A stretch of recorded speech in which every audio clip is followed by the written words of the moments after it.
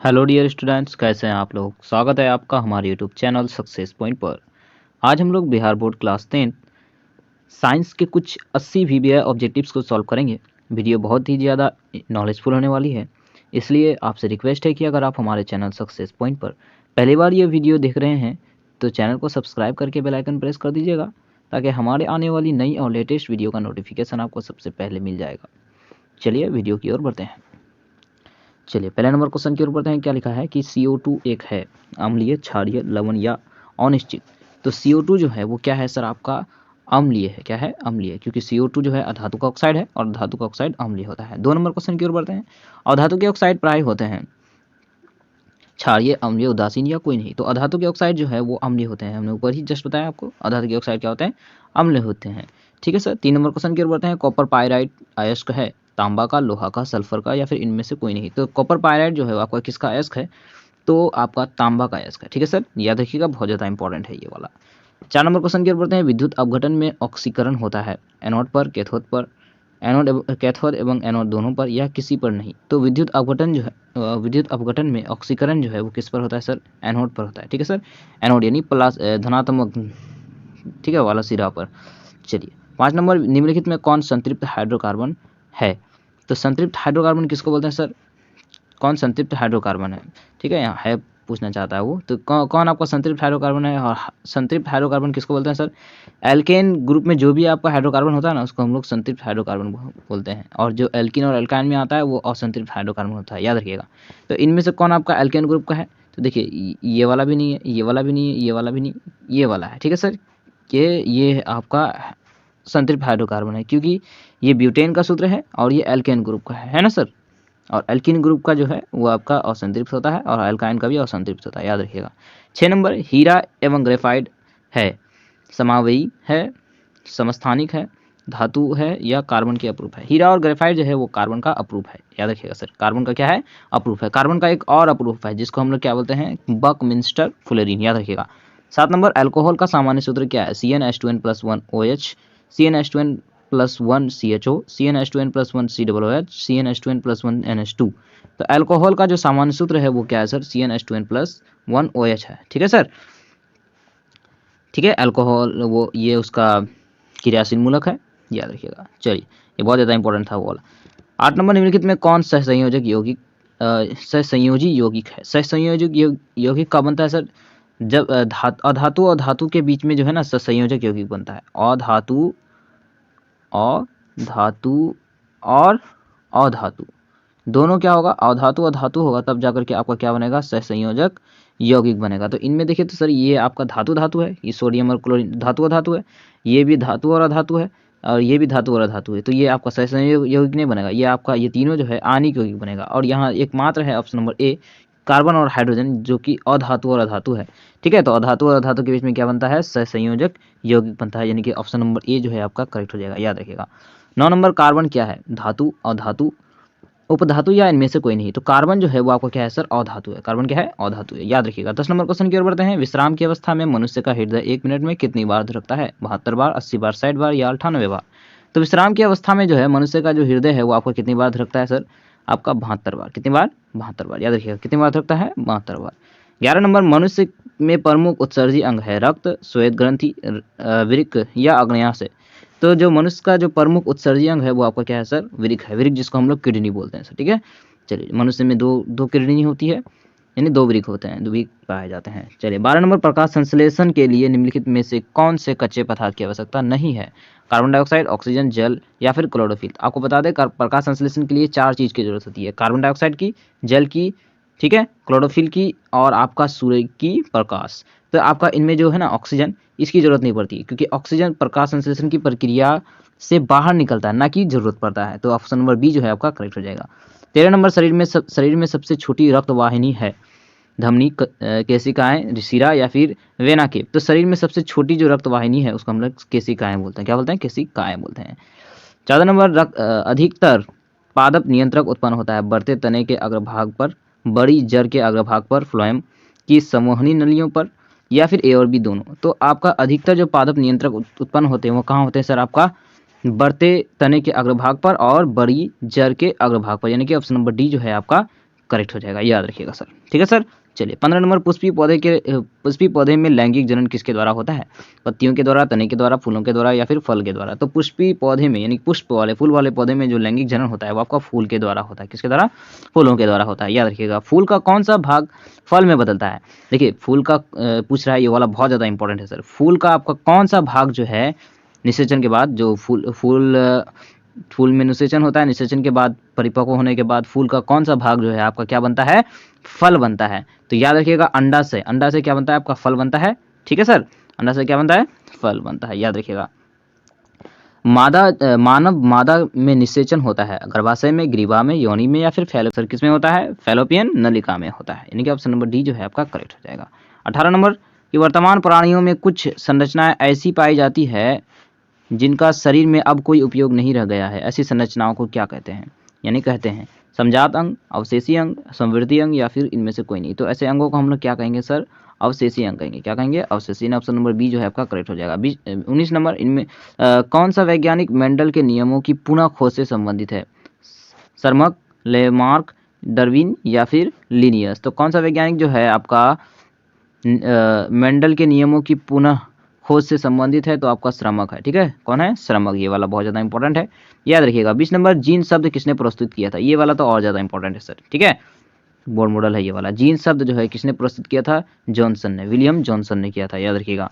CFC है chlorofluorocarbon, carbon fluorocarbon, carbon fluoro carbon, अच्छा B number carbon fluorine carbon, और C number carbon fluorocarbon या फिर carbon fluorine carbon है। ठीक है, तो CFC जो है वो आपको क्या है सर? क्लोरोफ्लोरोकार्बन है। ठीक है, क्या है? क्लोरोफ्लोरोकार्बन है, इसका फुल फॉर्म पूछ रहा है इसका मतलब।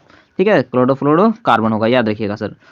22 नंबर कॉलीफॉर्म है वायरस, कवक, जीवाणु या फिर इनमें से कोई नहीं। तो आपका कॉलीफॉर्म जो है वो क्या है सर? वायरस है। ठीक है सर, सॉरी कवक है। कॉलीफॉर्म क्या है सर? आपका कवक है। ठीक है, फंजाई है, क्या है? कवक है, याद रखिएगा। 23 नंबर, चिपको आंदोलन किस वर्ष प्रारंभ हुआ था? 1970, 1980, 1985 या फिर 1990। तो चिपको आंदोलन जो है वो आपका 1970 में हुआ था। ठीक है, चिपको आंदोलन कब प्रारंभ हुआ था? 1970। किस वर्ष प्रारंभ हुआ था? अच्छा ये वाला तो हो गया सर। 24 नंबर कि 1 HP बराबर होता है, 1 HP जिसको हम लोग अश्वशक्ति यानी कि घोड़े की ताकत। ठीक है, 1 HP, एक अश्वशक्ति बराबर कितना होता है सर? आपका 746 वाट, 946 वाट, 756 वाट या फिर आपको 846 वाट। तो 1 HP बराबर जो है वो कितना होता है सर? याद रखिएगा 746 वाट होता है। कितना होता है? 746 वाट होता है। 1 HP बराबर कितना होता है? 746 वाट होता है, याद रखिएगा। ठीक है सर। 25 नंबर सवाल की ओर बढ़ते हैं कि मोटर गाड़ियों में चालक के सामने लगे दर्पण होते हैं समतल दर्पण, अवतल दर्पण, उत्तल दर्पण या फिर आपका इनमें से कोई नहीं। तो मोटर गाड़ियों के चालक के सामने में जो दर्पण होता है वो आपका उत्तल दर्पण होता है। कौन सा दर्पण होता है? उत्तल दर्पण होता है, याद रखिएगा सर। ठीक है, चलिए 26 नंबर की वास्तविक प्रतिबिंब को पर्दे पर प्राप्त किया जा सकता है जबकि काल्पनिक प्रतिबिंब को नहीं, क्योंकि वास्तविक प्रतिबिंब में वास्तव में प्रकाश पहुंचती है जबकि काल्पनिक प्रतिबिंब में नहीं। काल्पनिक प्रतिबिंब में वास्तव में प्रकाश पहुंचती है जबकि वास्तविक प्रतिबिंब में नहीं। दोनों में प्रकाश पहुंचती है या फिर दोनों में प्रकाश नहीं पहुंचती है। तो क्या होगा सर? इसका जो आंसर होगा वो आपका ऑप्शन नंबर ए जो है करेक्ट हो जाएगा, क्योंकि वास्तविक प्रतिबिंब में वास्तव में प्रकाश पहुंचती है और काल्पनिक प्रतिबिंब में नहीं पहुंचती है। क्योंकि देखिए हम लोग जब प्रतिबिंब बनाते हैं तो दिखाते हैं कि जो आपका किरणें हैं वो जा नहीं रहा है, हम लोग डॉटेड लाइन से दिखाते हैं कि उधर से आ रहा होगा। ठीक है, जैसे हम लोग वास्तविक किसी दर्पण पर काल्पनिक प्रतिबिंब बनाते हैं तो हम लोग जो किरणें होती है उसको हम लोग डॉटेड लाइन से दिखाते हैं। ठीक है, चलिए 27 नंबर कि निर्देशांक चिन्ह परिपाटी के अनुसार अवतल दर्पण तथा उत्तल दर्पण की फोकस दूरियां क्रमशः होती है धनात्मक ऋणात्मक, ऋणात्मक धनात्मक, धनात्मक धनात्मक या फिर ऋणात्मक ऋणात्मक। तो निर्देशांक चिन्ह परिपाटी के अनुसार अवतल दर्पण और उत्तल दर्पण की फोकस दूरियां क्या होती है सर? देखिए अवतल दर्पण की फोकस दूरी जो है वो आपका ऋणात्मक होती है और उत्तल दर्पण की फोकस दूरी क्या होती है? धनात्मक होती है, यानी कि ऑप्शन नंबर बी जो है आपका करेक्ट हो जाएगा। ठीक है, याद रखिएगा सर। चलिए 28 नंबर क्वेश्चन की ओर बढ़ते हैं हम लोग। 28 नंबर ये देखिए क्या लिखा है कि मंजू के चश्मे का पावर ऋणात्मक है, उसकी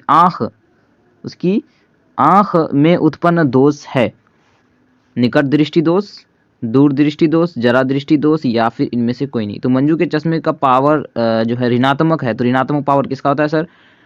अवतल दर्पण का। तो अवतल दर्पण कौन से दोष के लिए लगता है? तो आपका निकट दृष्टि दोष के लिए। ठीक है, कौन से दोष के लिए? निकट दृष्टि दोष के लिए लगता है, याद रखिएगा सर। चलिए 28 नंबर क्वेश्चन की ओर बढ़ते हैं। 29 नंबर कि एक स्वास्थ्य के लिए दूर बिंदु होता है 25 सेंटीमीटर।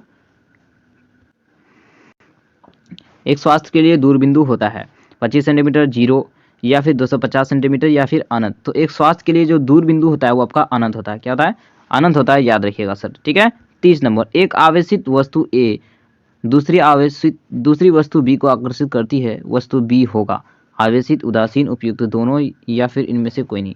तो जो वस्तु बी होगा वो भी क्या होगा? आवेशित होगा, तब जाकर के वस्तु ए को आकर्षित करेगा। ठीक है, याद रखिएगा। हम लोग 31 नंबर क्वेश्चन की ओर बढ़ते हैं। स्वतंत्र धन आवेश विद्युत क्षेत्र में गति करता है उच्च विभव के विद्युत क्षेत्र की ओर, निम्न विभव के विद्युत क्षेत्र की ओर, समान विभव के विद्युत क्षेत्र की ओर, पहले उच्च विभव के विद्युत क्षेत्र की ओर, उसके बाद निम्न विभव के विद्युत क्षेत्र की ओर। तो जो स्वतंत्र धन आवेश है विद्युत क्षेत्र में किस ओर गति करती है सर? उच्च विभव से निम्न विभव की ओर गति करती है, याद रखिएगा। उच्च विभव के क्षेत्र की ओर, यानी कि धन आवेश जो है वो आपका किधर? उच्च विभव से निम्न विभव करती है ना, तो निम्न विभव की ओर होगा। क्या होगा? निम्न विभव की ओर होगा। ठीक है, याद रखिएगा सर। क्या हो जाएगा? निम्न विभव की ओर, उच्च विभव से निम्न विभव की ओर। 32 नंबर 100 वाट 100 भी होना चाहिए, 100 वाट 220 भी। ठीक है, 100 वाट 220 भी के विद्युत बल्ब के तंतु का प्रतिरोध क्या होगा? 900 ओम, 484 ओम, 220 ओम या फिर आपका 100 ओम। तो इसका क्या मांग रहा है सर? प्रतिरोध मांग रहा है। प्रतिरोध बराबर क्या होता है सर? वी स्क्वायर बटे में पी हो जाएगा, वी स्क्वायर बटे में पी हो जाएगा सर। ठीक है, वी स्क्वायर बटे में पी हो जाएगा। और भी का मान कितना दिया सर? 220, और स्क्वायर है तो 220 गुने 220 बटे में पी का मान कितना दिया है सर? 100। कितना दिया है? 100। अगर इसको हम लोग सॉल्व करेंगे तो क्या होगा? ये जीरो कट जाएगा और ये वाला कट जाएगा, अब बचेगा 22 और 22। तो 22 गुने 22, 22 का स्क्वायर कितना होता है सर? 484, यानी कि ऑप्शन नंबर बी जो है आपका करेक्ट हो जाएगा, याद रखिएगा सर। ठीक है, चलिए आवेश का ऐसा मात्रक होता है वोल्ट, ओम, जूल या फिर कुलाम। तो आवेश का मात्रक क्या होता है सर? कुलाम होता है। क्या होता है? कुलाम, यानी कि ऑप्शन नंबर डी जो है करेक्ट हो जाएगा।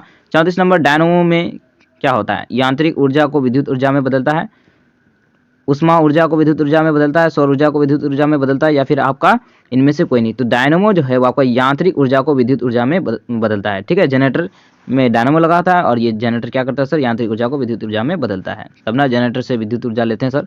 ठीक है। 35 नंबर यदि दो समांतर धारावाही तार निर्वात में 1 मीटर की दूरी पर रखा हो तथा उनमें प्रत्येक से 1 एम्पीयर की धारा प्रवाहित हो रही हो तो उनके बीच प्रति मीटर लंबाई पर लगने वाला बल होगा 2⁻⁻5 न्यूटन, 2⁻⁻6 न्यूटन, 2⁻⁻7 न्यूटन या फिर इनमें से कोई नहीं। तो इसको अगर हम लोग सॉल्व करेंगे सर, अभी तो टाइम नहीं है, देखिए अगर इसको सॉल्व कीजिएगा तो कितना आएगा सर आपका? याद रखिएगा इसका कितना आएगा सर आपका? सी, यानी कि 2 × 2⁻⁻7 न्यूटन आएगा। ठीक है सर, कितना आएगा? 2 × 2⁻⁻7 न्यूटन होगा, याद रखिएगा। ठीक है, यानी कि ऑप्शन नंबर सी जो है करेक्ट हो जाएगा। 36 नंबर विद्युत मोटर बदलता है यांत्रिक ऊर्जा को विद्युत ऊर्जा में, विद्युत ऊर्जा को यांत्रिक ऊर्जा में, रासायनिक ऊर्जा को विद्युत ऊर्जा में या फिर इनमें से कोई नहीं। तो विद्युत मोटर जो है क्या करता है सर आपका? यांत्रिक विद्युत ऊर्जा को जो है यांत्रिक ऊर्जा में बदलता है। ठीक है, मोटर का काम क्या है? मोटर आपका हम लोग बिजली से लगाते हैं तो वो हम लोग पंप करने के लिए, वाटर पंप करने के लिए इस्तेमाल करते हैं। तो यानी कि जो विद्युत ऊर्जा हम लोग दिए उस विद्युत ऊर्जा को यांत्रिक ऊर्जा में वो बदल दिया, जिसके कारण पानी जो है आसानी से पंप हो जाता है। तो विद्युत ऊर्जा को यांत्रिक ऊर्जा में बदलने का काम करता है वो। ठीक है सर, चलिए इसका ये SnCl2 ऑक्सीकारक है, अवकारक है, ऑक्सीकारक एवं अवकारक दोनों है या फिर इनमें से कोई नहीं। तो SnCl2 जो है वो आपका क्या है सर? अवकारक है। क्या है? अवकारक है, याद रखिएगा। SnCl2 क्या है? अवकारक है। ठीक है, चलिए 38 नंबर Fe2O3 प्लस में 2Al। ठीक है, क्या करता है सर? अभिक्रिया करके Al2O3 और Fe बनाता है। तो ये किस प्रकार की अभिक्रिया है? ये पूछ रहा है। संयोजन, अभिक्रिया, द्विविस्थापन अभिक्रिया, वियोजन अभिक्रिया या फिर विस्थापन अभिक्रिया। तो देखिएगा सर, इसको इस अभिक्रिया को अगर ध्यान से देखिएगा तो यहाँ से आपका ये तो एल्यूमिनियम जो है उस FeCl2 से Fe को विस्थापित कर दिया और यहाँ पे क्या बनाया दिया, Al2O3। तो ये विस्थापित किया ना सर, इसलिए ये विस्थापन अभिक्रिया है। क्या है, विस्थापन अभिक्रिया है, क्योंकि एल्यूमिनियम जो है लोहा को क्या कर देता है, विस्थापित कर देता है। यानी कि ऑप्शन नंबर जो है आपका विस्थापन अभिक्रिया कहाँ है, ऑप्शन नंबर डी में, यानी कि ऑप्शन नंबर डी जो है आपका करेक्ट हो जाएगा, याद रखिएगा सर। चलिए 40 नंबर, प्लास्टर ऑफ पेरिस का जमना कारण है। यानी कि प्लास्टर ऑफ पेरिस जो है क्यों जम जाता है सर, उपचयन के कारण, अपचयन के कारण, निर्जलीकरण के कारण या फिर जलांशन के कारण। जो आपका आंसर होगा ना सर इसका क्या होगा सर, जलांशन के कारण। ठीक है, जलांशन। प्लास्टर ऑफ पेरिस को आप खुला छोड़ दीजिएगा तो वो जल को अवशोषित करके क्या होने लगता है, जमने लगता है। ठीक है सर, याद रखिएगा। 40 नंबर, साल्वे विधि से Na2CO3 के निर्माण के लिए आवश्यक कच्चा पदार्थ है CaCl2 NH4 2CO3 और NH3, या फिर अमोनियम क्लोराइड, सोडियम क्लोराइड या फिर calcium hydroxide. Option number C में है सोडियम क्लोराइड, अमोनियम कार्बोनेट या फिर अमोनिया, या फिर आपका अमोनिया। डी नंबर में है सोडियम क्लोराइड, अमोनिया या कैल्शियम कार्बोनेट। तो आपका साल्वे विधि द्वारा जो आपका Na2CO3 बनता है उसके लिए आपको कच्चा पदार्थ क्या चाहिए सर, तो आपका जो है ऑप्शन नंबर जो है कौन सा सही हो जाएगा, डी सही हो जाएगा। ठीक है सर, क्या हो जाएगा, डी सही हो जाएगा। ठीक है सर, यानी सोडियम क्लोराइड और अमोनिया और आपका क्या चाहिए, आपको कैल्शियम कार्बोनेट का चाहिए। ठीक है सर, याद रखिएगा क्या हो जाएगा आपका ऑप्शन नंबर जो है डी आपका करेक्ट हो जाएगा। ठीक, याद रखिएगा सर।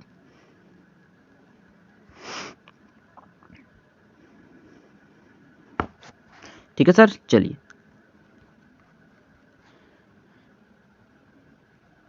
41 नंबर, कौन अंतःस्रावी ग्रंथि और बाह्यस्रावी ग्रंथि जैसा कार्य नहीं करता है, अग्नाशय, पीयूष ग्रंथि, अंडाशय या फिर विसरण। तो आपका कौन हो जाएगा सर, आपका इसमें जो है 41 का जो है आपका क्या ऑप्शन हो जाएगा, ऑप्शन नंबर बी जो है आपका करेक्ट हो जाएगा। यानी कि कौन अंतःस्रावी और बाह्यस्रावी ग्रंथि जैसा कार्य नहीं करता है, तो वो आपका पीयूष ग्रंथि है। ठीक है, पीयूष ग्रंथि जिसको हम लोग मास्टर ग्रंथि भी बोलते हैं, याद रखिएगा पीयूष ग्रंथि को हम लोग क्या बोलते हैं, मास्टर ग्रंथि बोलते हैं।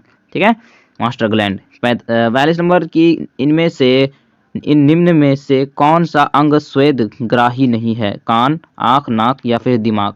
यानी कि इनमें से कौन अंग है जो स्वेद ग्राही नहीं है। ठीक है, संवेद ग्राही नहीं है। संवेद मतलब सूचना को ग्रहण नहीं करता है।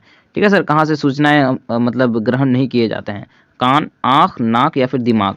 तो कहाँ से सूचना ग्रहण नहीं होता है सर, आपका दिमाग से। ठीक है, कान से हम लोग सूचना ग्रहण करते हैं, सुनते हैं, आंख से देखते हैं, नाक से हम लोग सूंघते हैं, लेकिन दिमाग से हम लोग ग्रहण नहीं करते हैं सर। दिमाग में जाकर के भले ही जमा रहता है, लेकिन दिमाग से हम लोग ग्रहण जो है नहीं कर पाते हैं। ठीक है, अगर हम लोग आंख, नाक, अगर मुंह वगैरह बंद कर दें तो हम लोग नहीं कर पाएंगे, दिमाग से हम लोग कोई भी अंग इसको हम लोग ग्रहण नहीं कर पाएंगे।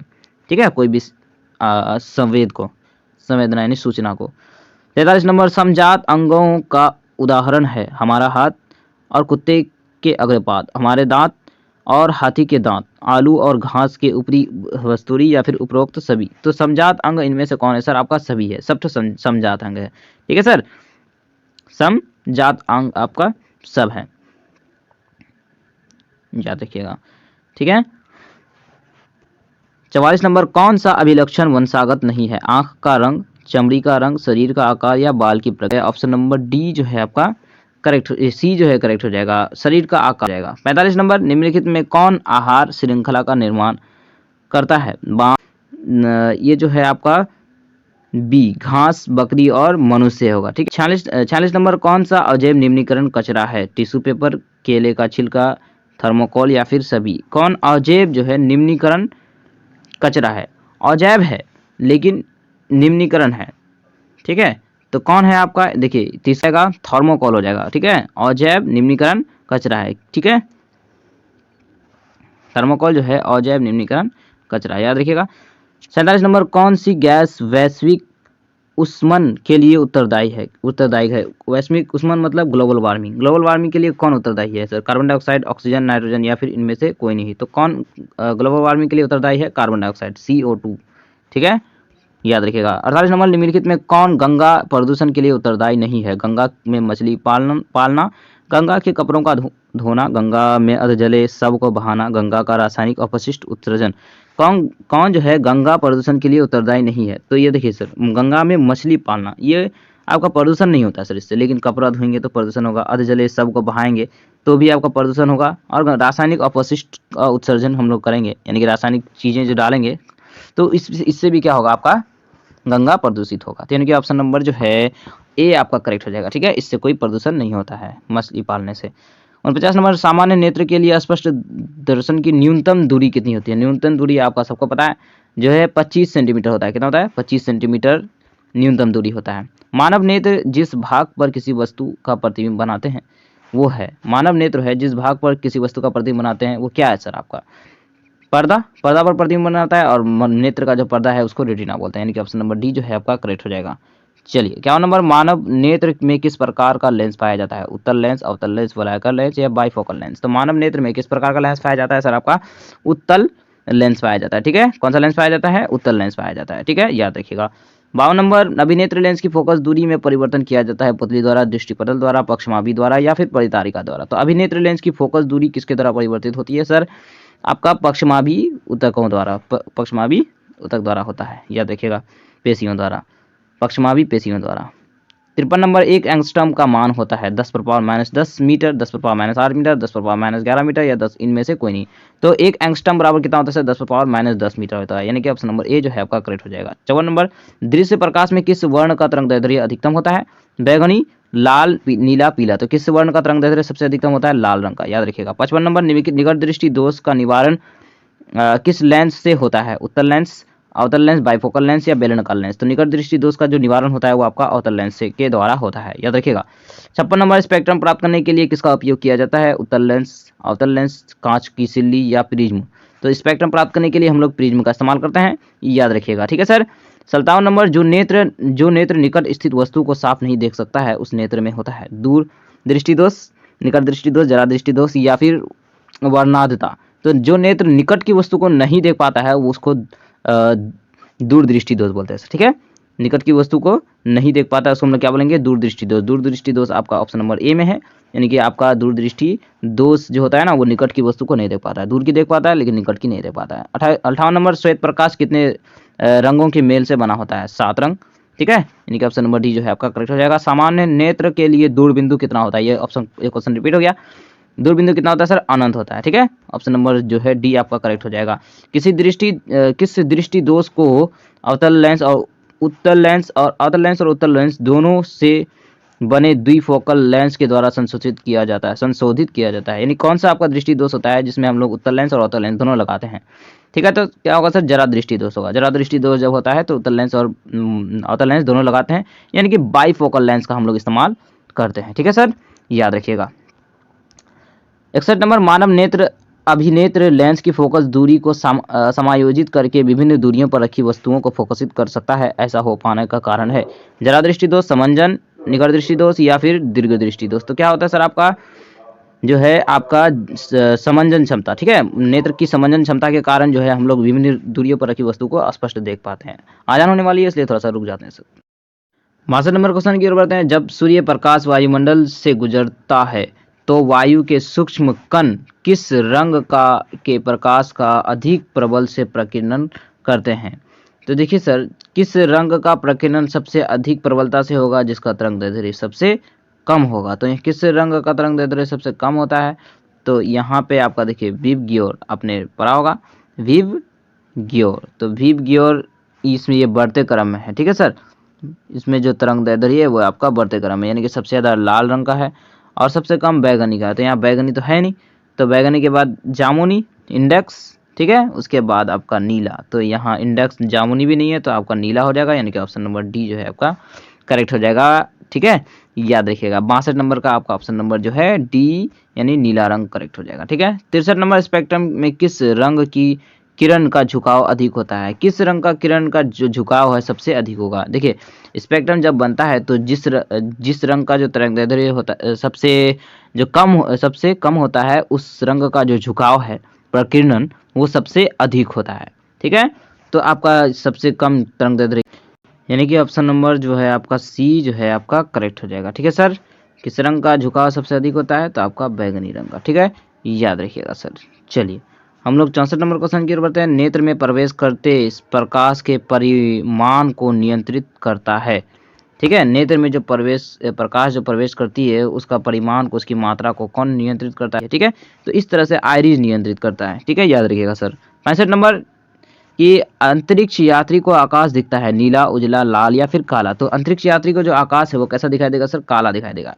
क्यों काला दिखाई देगा? क्योंकि जो आकाश का नीला दिखाई देना वो प्रकाश के प्रकीर्णन के कारण होता है, और अंतरिक्ष में तो वायुमंडल है नहीं, तो वहाँ तो प्रकाश का प्रकीर्णन होता ही नहीं है, और इस वजह से आपका वहाँ पे जो अंतरिक्ष यात्री है उसको आकाश काला दिखाई देगा। ठीक है सर, याद रखिएगा। 66 नंबर आकाश का रंग नीला होने का कारण है परावर्तन, अपवर्तन, प्रकीर्णन या फिर आपका इनमें से कोई नहीं। हमने जस्ट ऊपर वाले क्वेश्चन में ही आपको बता दिया क्या होगा, प्रकाश के प्रकीर्णन के कारण ही आकाश जो है आपको नीला दिखाई देता है, यानी कि ऑप्शन नंबर जो है आपका सी जो है करेक्ट हो जाएगा। ठीक है, याद रखिएगा। 67 नंबर नेत्र में प्रवेश करने वाली प्रकाश किरण का अधिकांश अपवर्तन होता है नेत्रोद के अंतःपृष्ठ पर, अभिनेत्र के अंतःपृष्ठ पर, कॉर्निया के बाहरी पृष्ठ पर या फिर इनमें से कोई नहीं। तो नेत्र में प्रवेश करने वाली प्रकाश की किरणों का जो अधिकतम जो अपवर्तन होता है वो किसके द्वारा होता है सर? याद रखिएगा, ऑप्शन नंबर जो है सी आपका करेक्ट हो जाएगा। ठीक है, यानी कि कॉर्निया के बाहरी पृष्ठ पर ही जो है प्रकाश की किरणों का ज्यादा अपवर्तन हो जाता है। ठीक, याद रखिएगा। 68 नंबर प्रकाश की किस रंग का प्रकीर्णन सबसे कम होता है? जिस हम बताएं कि प्रकीर्णन किसका सबसे कम होगा? जिसका तरंगदैर्ध्य सबसे ज्यादा होगा, क्योंकि तरंगदैर्ध्य जितना ज्यादा होगा उसमें प्रकाश की किरण प्रकाश का प्रकीर्णन उसमें उतना ही कम होगा। तो यह प्रकाश के तरंगदैर्ध्य किसमें सबसे ज्यादा होता है? लाल रंग का तरंगदैर्ध्य सबसे ज्यादा होता है, यानी कि ऑप्शन नंबर डी जो है करेक्ट हो जाएगा। ठीक है, याद रखिएगा। 69 नंबर किस रंग के प्रकाश का तरंगदैर्ध्य सबसे कम होता है? यही सवाल आपको घूम घूम करके बार बार आ रहा है कि किस रंग के प्रकाश का तरंगदैर्ध्य सबसे कम होता है? तो बैगनी रंग के प्रकाश का तरंगदैर्ध्य सबसे कम होता है और सबसे अधिक लाल रंग का। ठीक है, याद रखिएगा। 70 इंद्रधनुष का भीतरी हिस्सा किस रंग का होता है? लाल, बैगनी, पीला या फिर हरा। तो इंद्रधनुष का जो आपका भीतरी हिस्सा होता है वो आपका किस रंग का होता है? बैगनी रंग का। भीतरी मतलब सबसे निचला हिस्सा, तो बैगनी है, सबसे ऊपर लाल। ठीक, याद रखिएगा। 70 नंबर किसी कोलाइडी विलयन में निलंबित कणों से प्रकाश के प्रकीर्णन को कहा जाता है? वायुमंडलीय प्रभाव, किंडल प्रभाव, टिंडल प्रभाव या क्विंटल प्रभाव। तो कोलाइडी विलयन में निलंबित कणों से प्रकाश के प्रकीर्णन को क्या कहते हैं सर? टिंडल प्रभाव कहते हैं, यानी कि ऑप्शन नंबर सी जो है आपका करेक्ट हो जाएगा। 72 नंबर कि पुतली के साइज को कौन नियंत्रित करता है? पक्षमापी, परितारिका, नेत्र लेंस या रेटिना। तो पुतली के साइज को जो है आपका कौन नियंत्रित करता है सर? पुतली के साइज को परितारिका यानी कि आइरिस नियंत्रित करता है। कौन नियंत्रित करता है? परितारिका नियंत्रित करता है, याद रखिएगा सर। ठीक है, यानी आइरिस जो है पुतली के आकार को नियंत्रित करता है। 17 नंबर 73 नंबर कि दीर्घ दृष्टि दोष का उपचार किस लेंस द्वारा होता है? अवतल लेंस, बेलनाकार लेंस, उत्तल लेंस या फिर बाइफोकल लेंस। तो दीर्घ दृष्टि दोष का जो उपचार है वो किस लेंस के द्वारा होता है सर? आपका दीर्घ दृष्टि यानी दूरदृष्टि को उत्तल लेंस के द्वारा आपका उपचार होता है। तरंगदैर्ध्य को सामान्यतः व्यक्त किया जाता है कैंडेला के रूप में, जूल के रूप में, एम्पियर के रूप में, एंगस्ट्रम के रूप में। तो तरंगदैर्ध्य को जो है सबसे सामान्यतः जो है किस रूप में व्यक्त किया जाता है? तरंगदैर्ध्य एंगस्ट्रम के रूप में। किस रूप में? एंगस्ट्रम के रूप में मापा जाता है उसको। ठीक है, व्यक्त किया जाता है, याद रखिएगा। 75 नंबर निम्नलिखित में कौन नेत्र का रंगीन भाग है? रंगीन भाग कौन होता है सर? आंख को, अगर किसी की भी आंख को आप देखिएगा तो जो रंगीन भाग जो होता है उसको हम लोग क्या बोलते हैं सर? किसी का लाल, किसी का नीला, किसी का पीला होता है ना, तो उसको हम लोग क्या बोलते हैं? परितारिका बोलते हैं। क्या बोलते हैं? आइरिस बोलते हैं जिसको हम लोग। ठीक है, परितारिका वही आपका रंगीन भाग होता है। 77 नंबर प्रकाश की किस घटना के कारण सूर्य हमें वास्तविक सूर्योदय से लगभग 2 मिनट पूर्व दिखाई देने लगता है? प्रकाश की किस घटना के कारण सूर्य हमें वास्तविक सूर्योदय से 2 मिनट पहले दिखाई देता है सर? प्रकाश के वायुमंडलीय अपवर्तन के कारण। प्रकाश के वायुमंडलीय अपवर्तन के कारण जो है सूर्य 2 मिनट पहले दिखाई देता है, और इसी कारण जो है सूर्यास्त के 2 मिनट बाद भी दिखाई देता है सर, यही। और इस वजह से सूर्यास्त और सूर्योदय का समय अंतर जो है ना 4 मिनट का हो जाता है। कितना मिनट का? 4 मिनट का। ये भी पूछ सकता है आपको। चलिए हम लोग 78 नंबर टिंडल प्रभाव प्रकाश की कौन सी घटना को प्रदर्शित करती है? प्रकाश का परावर्तन, प्रकाश का अपवर्तन, वर्ण विक्षेपण, प्रकाश का प्रकीर्णन। तो जो टिंडल प्रभाव है वो प्रकाश के प्रकीर्णन को प्रदर्शित करती है, याद रखिएगा। ठीक है, चलिए। पानी से भरी बाल्टी की गहराई कम दिखती है, इसका कारण है अपवर्तन, परावर्तन, पूर्ण आंतरिक परावर्तन या फिर प्रकीर्णन। तो पानी से भरी जो बाल्टी है वो उसकी गहराई कम क्यों दिखाई देती है सर? प्रकाश के अपवर्तन के कारण। ठीक है, प्रकाश के अपवर्तन के कारण। इसी कारण जो छड़ जो है वो आपकी मुड़ी हुई दिखाई देती है किसी बाल्टी में रखिएगा तो। है ना। चलिए 80 नंबर कि एक साधारण प्रिज्म कितने सतहों से घिरा होता है? 6, 4, 5 या फिर 3। तो एक साधारण जो प्रिज्म है वो कितने सतहों से घिरा होता है सर? 5 प्रिज्म से। कितने की प्रिज्म से? 5 प्रिज्म से घिरा होता है। ठीक है, आपका 80 ऑब्जेक्टिव जो है वो आपका कंप्लीट हो चुका है। ठीक है, वीडियो कैसा लगा? वीडियो अगर अच्छा लगा हो तो एक लाइक करके चैनल को सब्सक्राइब कर दीजिएगा, क्योंकि इस तरह का वीडियो मैं आपके लिए लाता रहता हूँ। और अगर वीडियो अच्छा लगा होगा तो अपने दोस्तों के साथ भी शेयर कर दीजिएगा, ताकि वो भी इस वीडियो को देख करके कुछ सीख सके। मिलते हैं एक और नई इसी तरह की वीडियो के साथ, तब तक के लिए अलविदा।